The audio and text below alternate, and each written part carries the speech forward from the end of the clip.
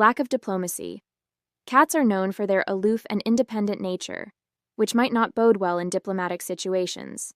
Imagine a cat as a politician, completely ignoring important meetings because it's nap time, or deciding to knock over a glass of water in the middle of a peace treaty negotiation.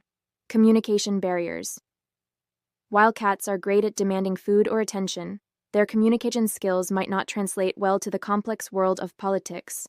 A meow might be cute at home, but in a political debate, it might not carry the same weight as a well-argued point.